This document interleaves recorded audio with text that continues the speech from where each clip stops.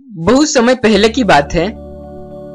एक राजा को उपहार में किसी ने बाज के 2 बच्चे भेंट किए। वे बड़े ही अच्छे नस्ल के थे और राजा ने इससे सुंदर बाज पहले कभी नहीं देखे थे।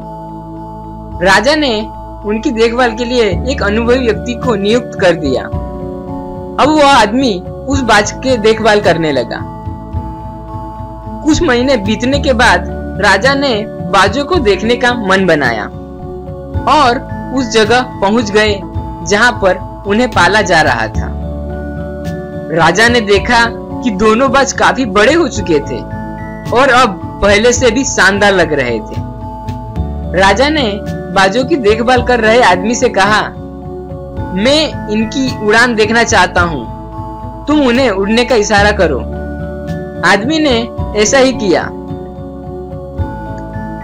इशारा मिलते ही दोनों बाज उड़ान भरने लगे, पर जहां एक बाज आसमान की ऊंचाइयों को छू रहा था, वहीं दूसरा कुछ ऊपर जाकर वापस उसी डाली पर आकर बैठ गया जिसे वो उड़ रहा था। ये देख राजा को कुछ अजीब लगा। राजा ने सवाल किया, क्या बात है, जहां एक बाज इतनी अच्छी उड़ान भर रहा है, वहीं ये दूसरा बाज उड़ना ही नहीं चाह रहा। वह आदमी बोला, जी हुजूर, इस बाज के साथ शुरू से ही यही समस्या है, वो इस डाली को छोड़ता ही नहीं। राजा को दोनों बाज ही प्रिय थे और वो दूसरी बाज को भी उसी तरह उड़ना देखना चाहते थे।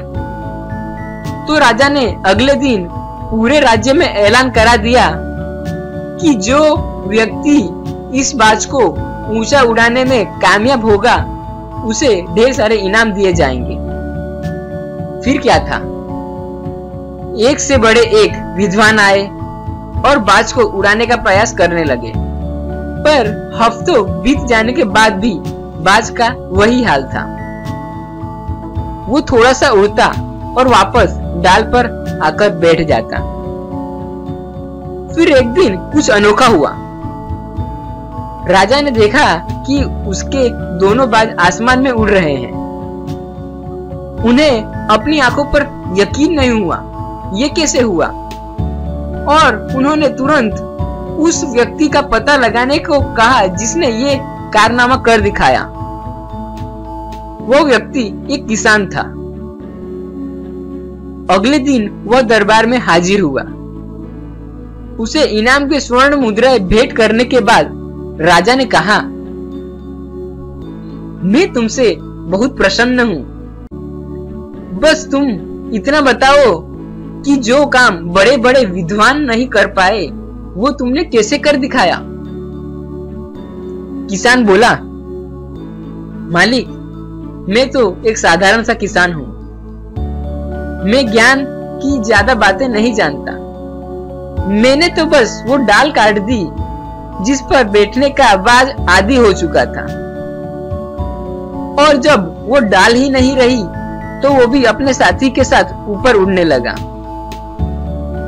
दोस्तों, हम सभी ऊंचा उड़ने के लिए ही बने हैं, लेकिन कई बार हम जो कर रहे होते हैं उसके इतने आदी हो जाते हैं कि अपनी ऊंची उड़ान भरने की, कुछ बड़ा करने की काबिलियत को भूल जाते हैं।